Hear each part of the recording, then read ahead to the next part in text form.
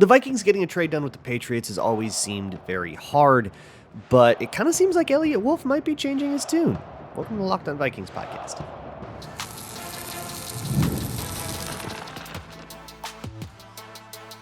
You are Locked On Vikings, your daily Minnesota Vikings podcast, part of the Locked On Podcast Network, your team every day. What's up, everybody? Welcome to the Locked On Vikings podcast, where we're always trying to learn something new. It's part of the Locked On Podcast Network, your team every day. And thank you so much to those of you who listen every single day. My hashtag everydayers. I know I didn't have this one out at the same time in the morning. I apologize for that. Had a little something going on with my throat yesterday, so I just wanted to sleep that off. We're doing great now. Thank you so much to everybody who's new as well. If you are listening to this for the first time, just know you can always search this show out, Locked On Vikings, anywhere you find your favorite podcasts, including the SiriusXM app or any podcasting app. You can also find this show on Amazon Fire and Roku. Just download the Locked On Minnesota Sports app. Today's episode is brought to you by Monopoly Go, the game that can destroy your lifelong relationships. A twist on the hit classic Monopoly, so go join and summarily annihilate your friends and download Monopoly Go, now free on the App Store or Google Play. So, on today's show, I wanted to, update you on the rumor mill because we haven't talked about it in a long time. So here's where I'm at. And if you are, if you've been kind of checked out for a while and now the draft is coming up, so you're trying to check back in, hello, welcome, love you.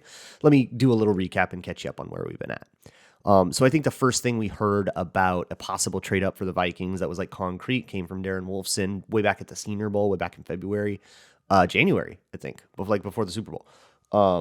Was that the Vikings reached out to the Patriots, that they were trying to figure out something with the Patriots. So they have been working this angle for months.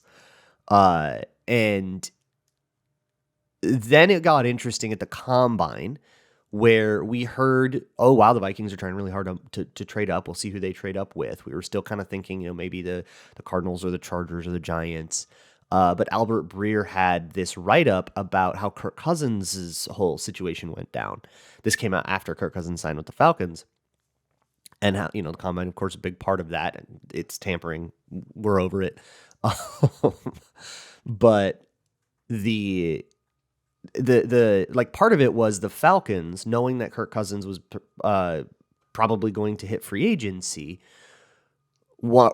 in weighing that option, they talked to the Commanders and the Patriots and the Cardinals and stuff and said, okay, what's it going to take? What if we want to trade up? We're at 8. What if we want to trade up? And what they got was, as Albert Breer described, was a brick wall. They got nothing. So they went, whoa, you guys are not moving off the pick. Okay, we'll go with our free agent. And then they went for Kirk Cousins, and that whole thing transpired as it did. But at the Combine, the Vikings reporting, which was, it was sparse about this. It was a lot more about Kirk Cousins, right? But the understanding that I had was that they were being really aggressive about still trading up, still being really aggressive. So all the reporting has been really consistent up to this point, or the reporting at least that I trust. From people on the local beat that have been around for a long time, that kind of stuff. So free agency goes down. Kirk Cousins leaves. The Vikings get, a bunch of defensive guys and all that. That all becomes the focus for a little bit. And then we're not talking about a trade anymore. And then the next time that you really get motion here is going to be at the owners meeting, which happened a couple weeks ago. All of the GMs and all of the head coaches all stay in the same Orlando hotel. Things are going to move. And it was interesting because the reporting at the time, the Cardinals the whole time were like, we are open for business. Please talk to us about a trade down. And the Chargers have seemed very willing and open to it. Hey, look, man, everybody loves Marvin Harrison, but everybody also loves 3 first-round picks. That's going to happen. Plus, with how deep this wide receiver class is, trading down, missing out on the top guy, getting the second or third guy is pretty easy pill to swallow. But with the Patriots and the Commanders, it seemed a little bit tougher, right? It's always seemed like, hey, maybe we're always open to everything, and they would kind of say things that would never close the door. But it never seemed like they were as jazzed on it as the Cardinals or the Chargers were. So so things seem to kind of halt there for a little bit, right? That's kind of like what we learned. And then now that everybody's in their voluntary workouts, we're talking to the media again. Everybody's talking to the media. And now you get Eliot Wolf up on the podium again, and the tune is totally changed. The Commanders are also part of this. They've been very steadfast in like, yeah, you could probably, the Dan Quinn saying like, yeah, you could probably say we're taking a quarterback. I think that's a safe thing to say, which is fair. I think at the owners meeting, also Gerard Mayo, head coach of the Patriots, did a media availability and said, well, if you offer us the bag, we'll trade up or we'll trade down with you, which was kind of big because we hadn't seen the Patriots show any willingness at all. So like the armor had softened a little bit. Hey, it's going to take the bag. It's going to take a lot, but we're listening. And like, that's different than, than the brick wall that Albert Breer had reported. And now you get in front of the media with Eliot Wolf, GM of the Patriots, for voluntary workouts, answering questions about this, saying, we're open for business. Whoa, that's different. That's something else. Open for business is a lot different than, well, it'll take the bag, but I guess you could give us a call. And if you want to give us the Godfather offer, I guess, maybe we can't refuse. It's like, no, we're open for, please call us. Everybody come calling, come talking, right? That is very different. And for those of you who are just going like, all of this is just GM speak. It's never, everybody goes and lies on the podium, blah, blah, blah. Totally agree with you. Which is why the real meaning can be uncovered by looking at what the object of that lie is. What do the Patriots stand to gain by going up on the podium and saying this or that? And compare it to what Adam Peters of the Commanders said on the podium in his press conference for voluntary workouts, where he said, yeah, we're taking a QB. We've made our decision. And, somebody asked him about trading down. He was like, yeah, no, probably not. Like they have very clearly made a choice, or at least they've made the choice that they're going to take one of Jaden Daniels or Drake May, and they're finalizing which of those they will take. And in terms of which that is, it depends on which reporting you believe. Much more of the reporting has been that they like Jaden Daniels. Some of that is just speculative, though, so it's hard to like uncover what is just people, even people in the know, people who work for other teams or are close to the situation, but don't actually have like inside info and are just saying, yeah, but I don't know, Cliff Kingsbury, ASU, like, yeah, that makes sense. But there also has been some reporting like, yeah, they just like really love Jaden Daniels. There's more of that than there is stuff that they like Drake May. But the private workouts between all these teams are still going on, and that'll be part of the process. And I actually think they're starting to tail off and finally, I mean, they have to end, right? Like by this time tomorrow, or by this time next week, we'll be in day 2. We'll already know the answers.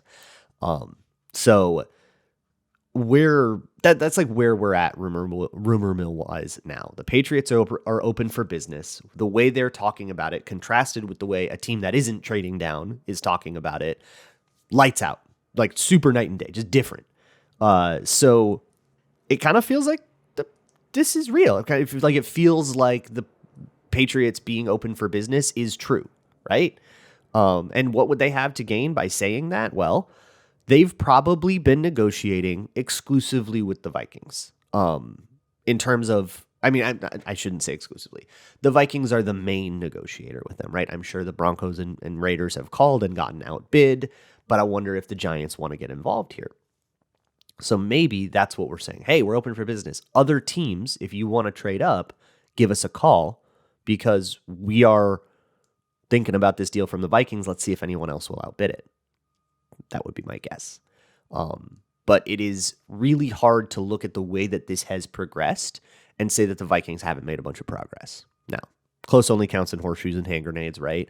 The Patriots could still, at the end of the day, hang up the phone and say, you know what? This was all very fun, interesting thought experiment. We're taking Drake May. Sorry, everybody. They could still give that pick up to the Giants, which throws a whole wrench in everything. So nothing's over till it's over, for sure. But there's a lot of reason to be hopeful. And then the thing is, the Cardinals are still there. seem still very, very willing. If they aren't willing to trade down, it's because they're just picking Marvin Harrison, and then you go call the Chargers, and that's fine. So I still think that something like that is happening. The Vikings seem really excited about their plan here. They don't seem nervous about like getting leapfrogged or whatever. They have plans and contingencies for those plans, and the reporting on them has been, with both Drake May and JJ McCarthy, very positive. Again, take that for how you will. There's lots of reasons to say positive things about many quarterbacks, especially if you're trying to convince a team to maybe trade down and get that one instead of this one. Hey, they're all good. You can trade down. It's totally fine. But I do think that there is some truth to that, where if they do end up with JJ McCarthy on a more modest trade up, they would be happy with that. And then you get into like the cost of all of that. That's where I'm at, right? I do not think that the Vikings are like, there's a possibility that they just get turned away by all of this and they end up just picking at 11, right? And then we're sitting there going like, I don't know, Bo Nix in 23. Like we're starting to cope, right? There's a world where we kind of get priced into that. So absolutely, that's an outcome. But I don't think it's an outcome that the Vikings want. So we've had a lot of discussions. Last week, we kind of did a lot of this on Locked On Vikings, of like, what about just sticking and picking? Is there merit to that idea? What about doing that on purpose? And if you are somebody who likes doing that on purpose, unfortunately, it does not seem like the Vikings agree with you at all. That's kind of all there is to it. So because there isn't much left of this discussion, let's not force it, and let's talk about an edge rusher instead, which is what I've been doing, D-line stuff. So we'll talk a little bit about Dallas Turner for the rest of the show. So hope you like that. Today's episode is brought to you by Yahoo Finance. Wouldn't it be great if you could see all of your investment and retirement accounts in one place? That is what Yahoo Finance is for, a one-stop shop that can help you keep an eye on everything from investment funds, 401ks, or Roth IRAs, whatever you have, longer form investment things. All of that can sort of build on you over time, especially if you're older and you've been investing for a while and you have a lot of diversified assets like you're supposed to. It can be difficult to track all that and know exactly where you're at. That's what Yahoo Finance is for. For more than 25 years, they have been the brand behind every great investor. So whether you are a seasoned investor or you're just looking for a little extra guidance to get started, Yahoo Finance gives you all the tools and data that you need in one place. For comprehensive financial news and analysis, visit the brand behind every great investor, yahoofinance.com. The number one financial destination, yahoofinance.com. That's yahoofinance.com. Hey, speaking of trading up, the Locked On Mock Draft is here. You can find it on the Locked On NFL Draft podcast feed, wherever you are listening to this, or maybe even watching it. You can find Locked On NFL Draft on the same place. And that was all 32 Locked On Minnesota hosts got together and did a mock draft. And spoiler alert, I'm in the first episode, so you can go see what the Vikings did. I think I can tell you now. So I won't spoil what actually went down entirely. But yeah, there was a trade up that was executed. And in negotiations for that, I was within a breath of a three-way trade with the Cardinals and Commanders. I'm sorry, I'm blowing up everybody's spot. That would have gotten the Vikings up to 2. And the Commanders would have gone down and back up, basically, with the Cardinals at 4, and then the Cardinals would have gotten like a ton of draft picks. Almost got there. Everybody was just a little bit too stingy, but that would have been. I wanted to do it for the content more than anything, but ended up doing something that's a little bit more of a likely outcome. But you can go check that out and what everybody thinks of the move that I made. So let's move on to Dallas Turner. I want to get through like the big time edge rushers, both just in the event that the Vikings do pick at 11. I want to be prepared for it, even though I think that's like plan C or D for them. But hey, could happen, right? But also just because D-line has kind of been my project. And if you go to patreon.com/LukeBrownNFL and join, you can see a whole bunch of D-linemen. I've been going through a ton of them lately. So you can go see a lot of film reviews, including one about Dallas Turner that I posted yesterday. So the thing that struck me the most is Dallas Turner is a leverage winner. So what do I mean by that? There are some guys that are just strong, that just are powerful. Jared Verse, is it Verse or Versey? I heard somebody say Versey, and I'm in my head. But that he's a strong guy. Just weight room. I'm stronger than you. I win. That's great, right? Harder to do that in the NFL. Obviously, everybody is really strong, but having that, dominating your competition like that's probably a pretty good sign. And then there are leverage winners that are really good at setting up, building their house with leverage, having a strong, a strong base, and having strong angles of power, and getting up under guys and moving them that way, even if they are bigger and stronger than you. And ultimately, as an edge rusher, what edge rushers are what, like 260 something, 270 something, like that's what you're kind of median edge rusher. You get guys that are lighter, you get guys that are heavier. You're going up against tackles that are like 320. Like you're up against bigger guys constantly. You have to like live this way. There is no world where you are, as the edge rusher, get to be the biggest guy on the field. That's not who you are. You're quick, right? You got to use finesse. And so being a power guy as an edge rusher is sort of a subversion on that. And really, leverage winners, like have the proof in the pudding that they can live in that world where they're just a smaller guy, smaller than the guy across from them all the time, because they can get up under him. So when you want leverage, what you're looking for, this is a great time to just like pause whatever you're watching and just like look at the angle as soon as they arrive, as soon as they meet each other. Look at who's got the angle on who. And what I will usually watch, the first thing I'll watch for is on the first watch of the play, I'll look for the pads. I'll look at both players' shoulder pads, whose pads are getting influenced, who's taking the knockback, right? If there's no knockback, then you can kind of call that a draw in that particular regard. And then it's low man wins from there, usually. Sometimes low man does not win, and that's just a strength thing. That just means somebody's got more muscle than you. But basically what you're looking for is, who has that like good angle of power. So spine angle. This is what we want, right? You want their spine to be at not exactly like a 45 degree, like a 50, 55 degree angle, something like that. But you want them to be kind of slanted, and their whole body should be kind of, I don't want to say spear because that invokes the idea of like spearing someone with your helmet. That's not what I mean. But you want your body to sort of be, you want your upper body to be the tip of the spear, and you want your lower body to kind of be the engine that is. Maybe it's a battering ram. You want your lower body to be the engine that's powering it. Your strength, if you think about like doing a squat, right? Or if you've ever imagine yourself trying to push a broken car up a hill, right? You got all your friends are there and you're kind of down and you're like pushing up, right? Imagine that idea. Your strength in that world, which is biomechanically probably the most similar example I can think of, is going to come from your knees and from your hips. That's going to be like where the power is physically located, and it's drawing from your thighs, from your back, from your glutes, from everything.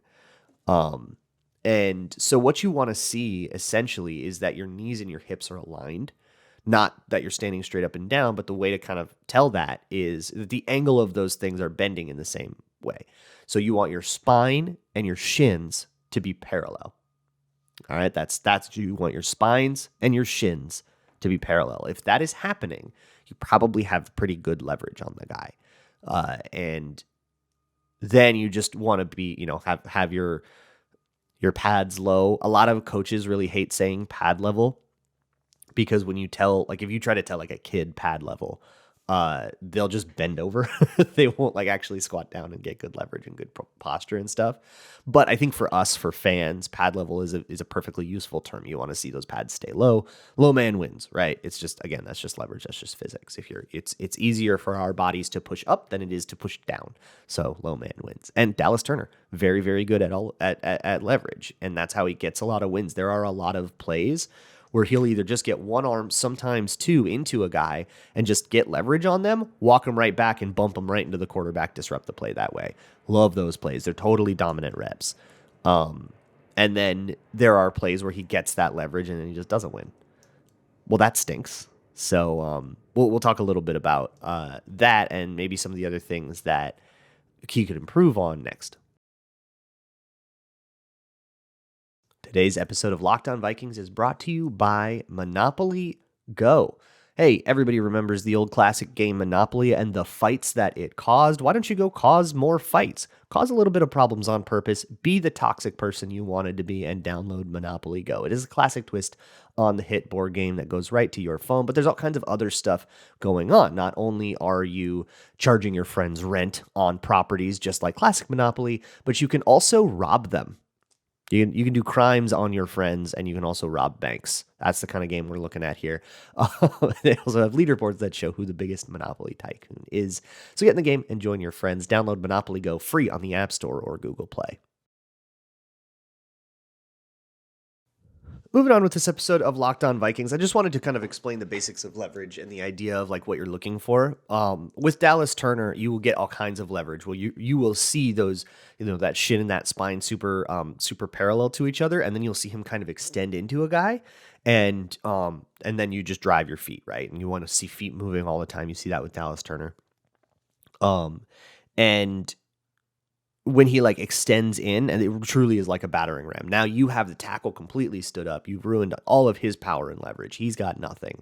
And now he's in a panic, right? He's trying to hop and anchor. He's trying to reset the position. And all you got to do is chop your feet, keep driving, keep that pressure on him. And eventually he's either going to have to do something incredible, which will happen. Like some tackles are good, or it's going to be a pressure and you're going to get to disrupt the play. But it's not just pass rush, bull rushing, right? That'll happen on run plays, right? You want to see that front side of zone collapse. Talked a lot about that with Chop Robinson, who did it like all the time. But you see some with Dallas Turner as well, which is really encouraging. So you think about a zone run, right? Everybody, all of the linemen are flowing from one way to another. If you are on the side that they are flowing to, aka the front side, so I call it front side of zone, you get that arm into that tackle, that first guy, and you stop his momentum so the rest of the zone play has to like flow in front. Well, guess what? Every time that a lineman flows past you and the tackle, that is a lineman that's no longer blocking for the running back. You've cut that guy off because he can't get past you. You're holding the tackle up, and the running back can't get past you. You'll get the tackle on him. So you're collapsing that whole front side. And once that happens, once that guard gets past that tackle, and the angles are all screwed up, the running back basically just has to cut back and hope that the cutback lane is there. And if not, guess what? Tackle happened and it was your fault. Good job. You did it. There are a couple of those on Dallas Turner's tape. I love seeing that kind of thing. I see something similar when it's gap. He's on the front side of something like counter, where instead of now everybody flowing with you, everybody's flowing away from you, and there's a puller coming trying to light you up. When that happens, you want to get down and hammer. This is the word I know for it, is hammer, where you want to get your shoulder low, and you basically want to just like get a shoulder into him. If you can stay low and stay stable, and this is a 300-pound man with a running start, right? You're going to have to absorb a lot of impact, which is why you get low and you let your shoulder take it, because A, you can enact a force back on him, but also when you're like kind of squatted down like that, you're going to be stable enough where you can absorb all that impact, not only successfully without getting blown up, right? Like you can take that force because your body is just set up to take on all of that weight, but also safely because it's going to distribute through your body instead of everything, just like slamming you in one spot. That's how you get injured.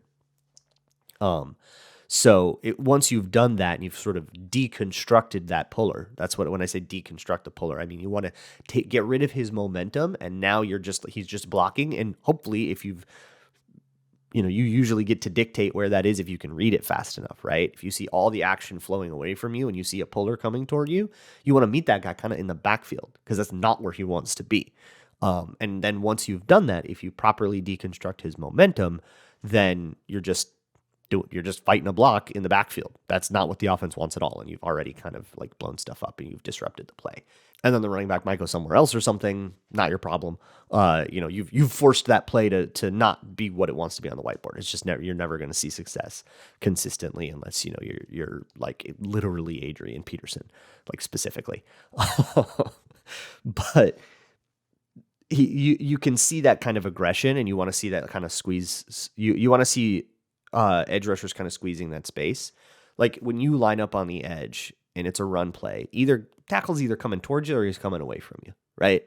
If he's coming towards you, some kind of zone, you want to try to, meet that, collapse it, get your leverage, be strong. And if it's away from you, it's either zone to the other side or it's gap and a puller is coming toward you.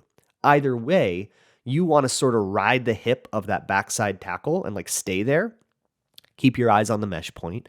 It's not always going to be that. Sometimes, if there's zone action away from you, you as the backside edge will be responsible for reading the quarterback. If it's like a read option thing and you're worried about the quarterback keeping and running backside, or if it's a rollout, which is going to have similar kind of geography, you're going to want to have your eyes on the quarterback and you're watching that, but you don't want to leave a huge space between the tackle and you that a running back can just go through, right? Like you want to make sure that whatever space you do leave, that you can be responsible for it. And he's really sound about that.